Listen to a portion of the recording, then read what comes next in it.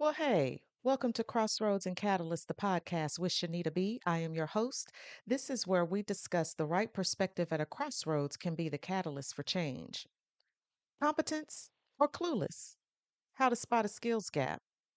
Really, when we're looking at the crossroads, why we're here, what's going on around us, sometimes it's not necessarily what's external to us, it's what is internal.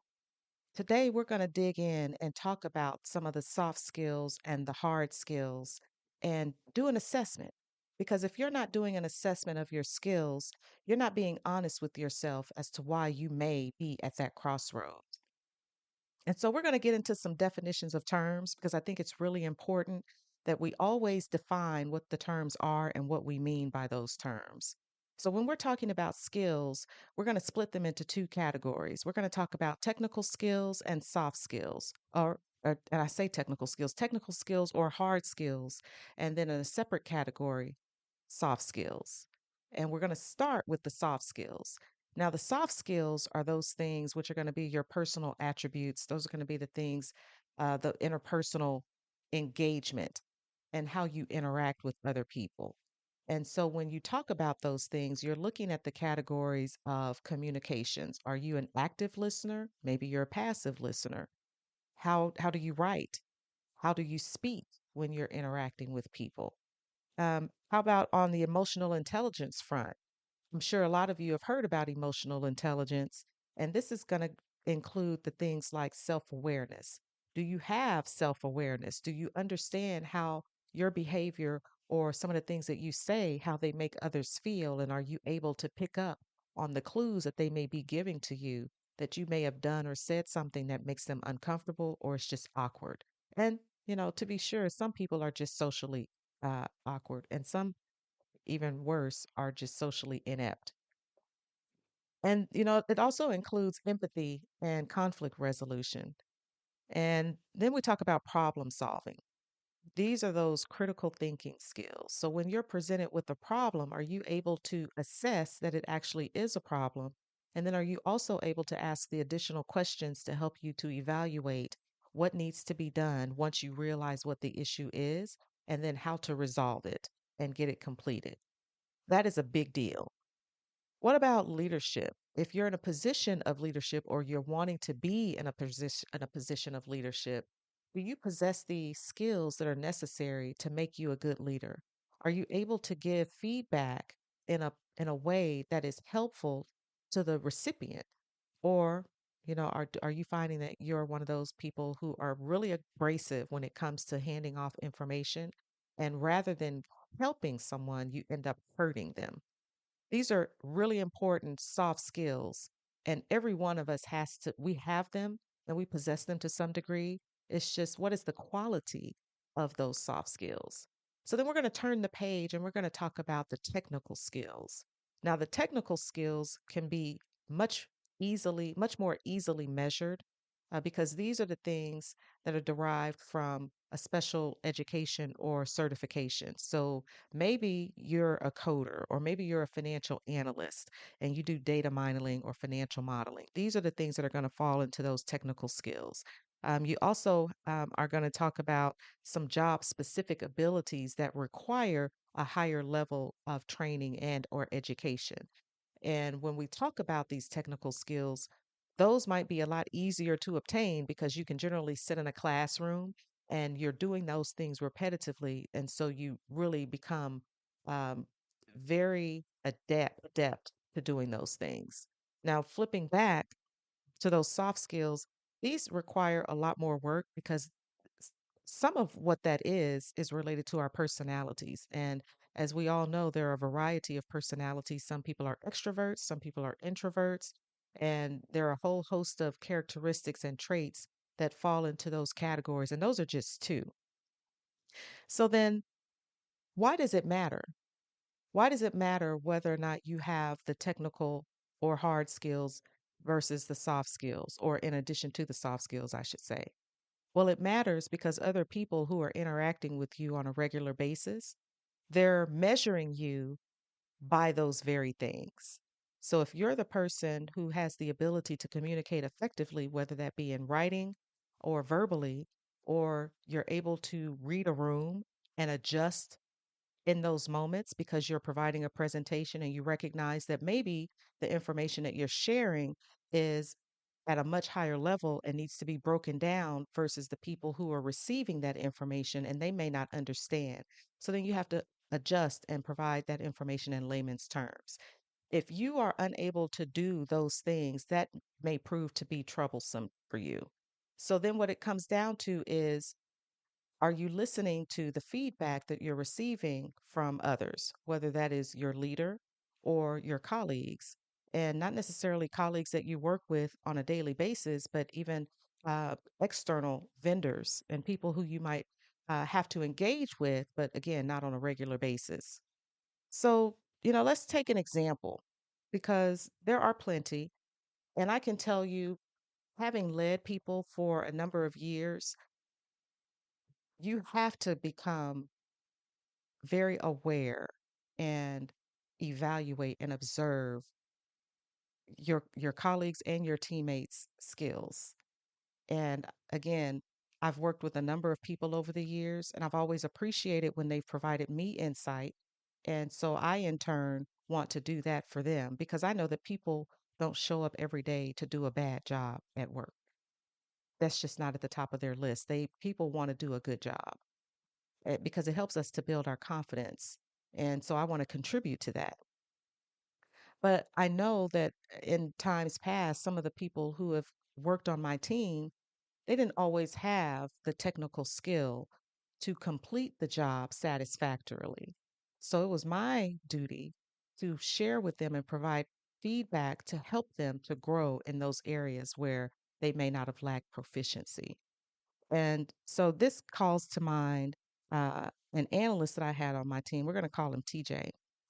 And TJ consistently gave himself a really good rating on his performance evaluation. And the way that our performance evaluations were structured, he did a self eval, I did a managerial eval. Okay, great. I think, most people are used to some type of performance evaluation like that.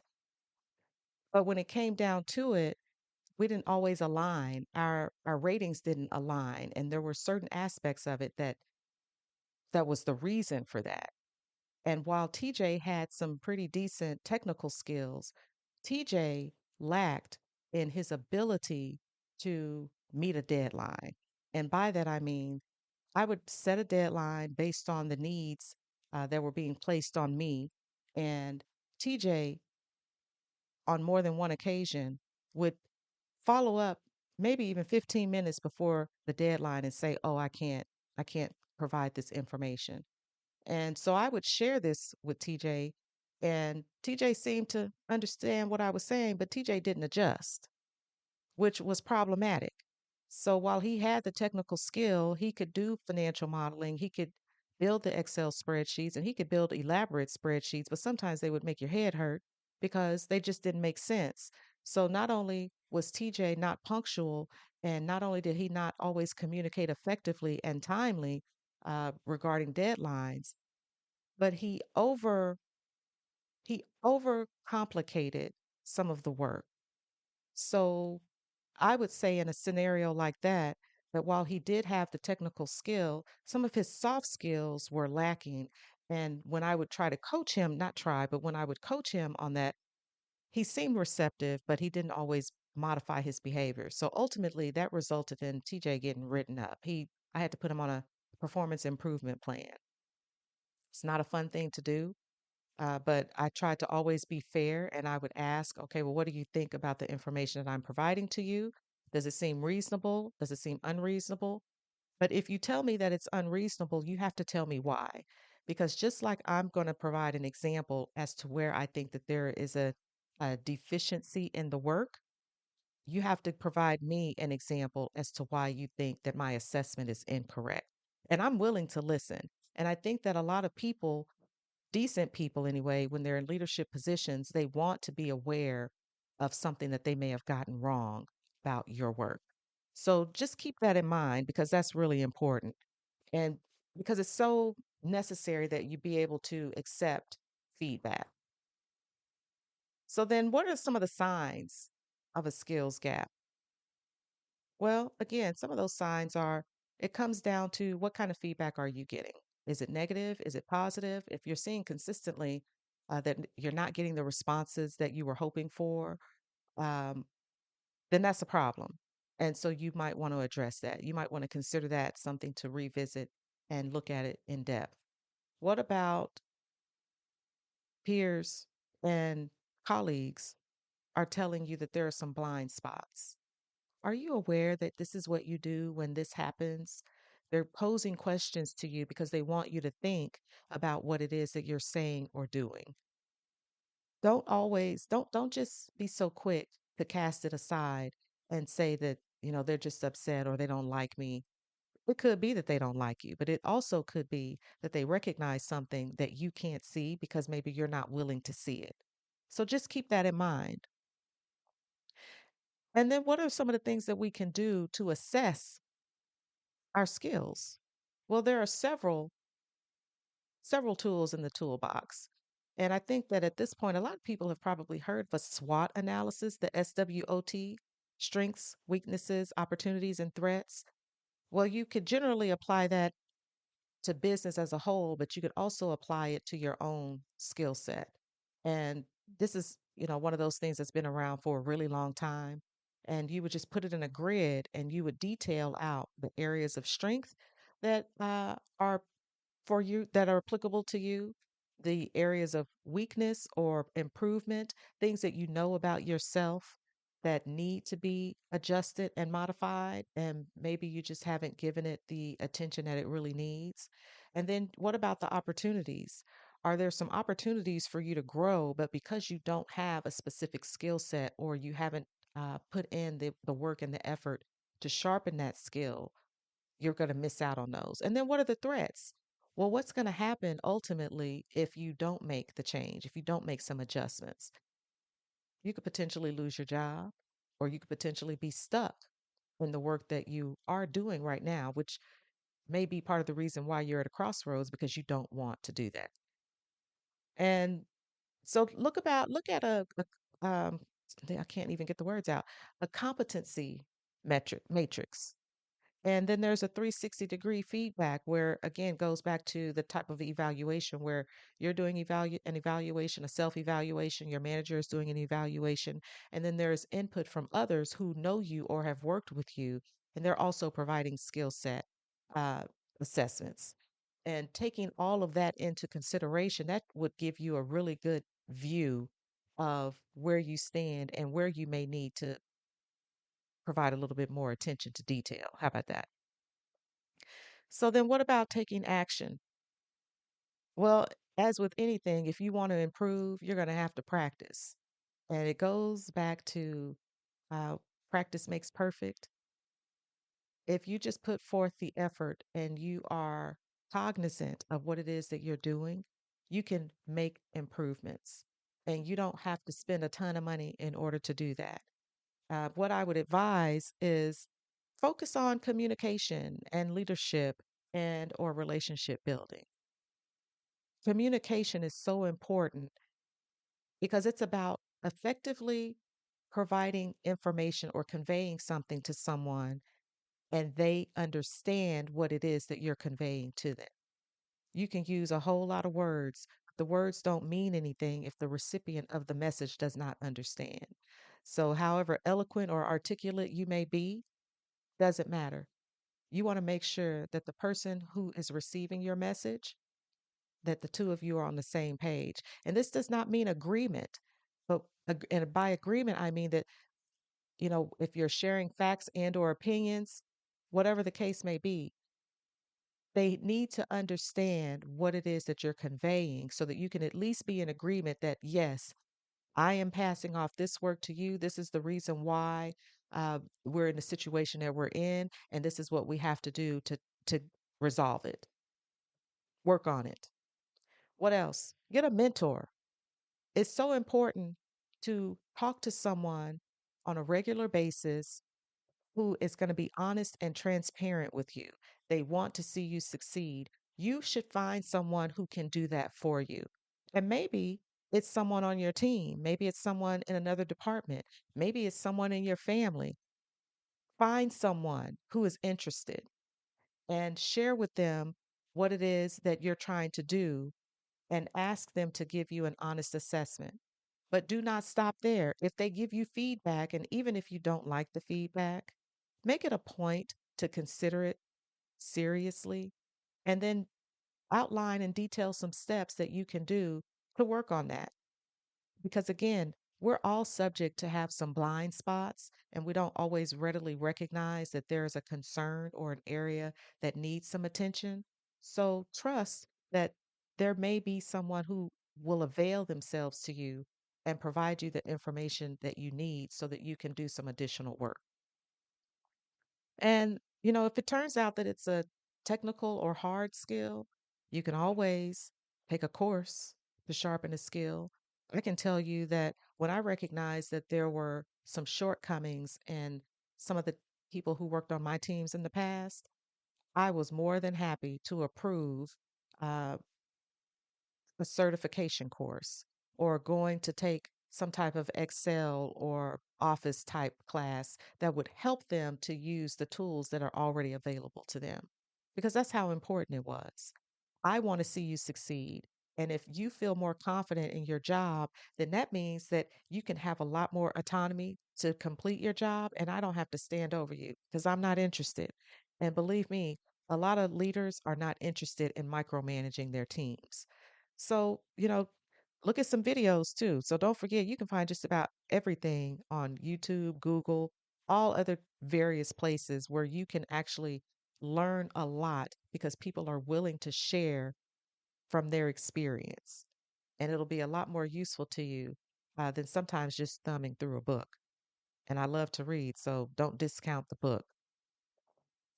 So then, what do we say, as we wind down? What I want you to do is to be encouraged because the fact that you're at a crossroads, again, it's not necessarily external, it could be internal. And maybe you've heard someone give you some feedback in the past, and maybe you just took it the wrong way. Well, maybe you were just in a different place in your life and you really weren't ready to hear that. But if you're listening to me now and you can recall a situation where someone was sharing information with you about yourself and it kind of pricked or it hurt a little bit and you just weren't ready to hear it then, well, revisit that and see, well, was there really something in there that was good for me, but I just wasn't willing to hear it the first time around? If you want to get unstuck and if you want to move forward, well, take that advice and make some adjustments. And maybe that person is no longer in your life. Maybe you don't work with that person anymore. Well, you can still take that advice and move forward, or you can continue to do some self-reflection, or you can talk to the colleagues who are near you and try to get a better understanding as to some of the things that you should be working on that will help to move you out of this crossroads and turn that into a catalyst moment. And so that's what I want you to do. I want you to seriously think about your skills, the soft skills and the technical or hard skills. And sometimes this gets back to just doing it the old fashioned way. Write it down on a sheet of paper or, okay, put it in your notes on your phone, but do it because that's the only way that you're going to make any progress. And then narrow it down to one skill that you want to focus on for the next 30 days. 30 days is long enough for you to analyze it, narrow it down, and prepare a checklist of things that you're going to do to improve that skill set, whatever it is. And that'll be long enough for you to make it a habit. And then as you're seeing progress, then you start to work on some other skills because it may be more than one. Maybe it's just one, but if you haven't really taken the time to assess it, you don't know that for sure.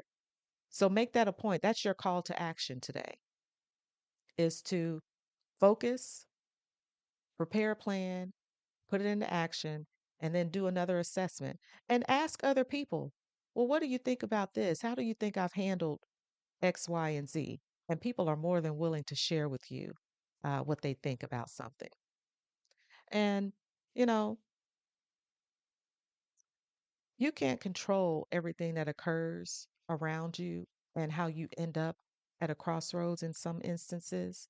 But for the times that you can control it, take ownership of it and do something about it. So that's a wrap. And I'm glad that we had the opportunity to talk about this.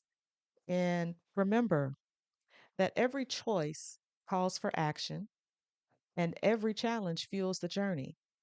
I appreciate that you took the time to listen to me today. So be sure to follow and to share and subscribe. And we'll talk again. See you soon.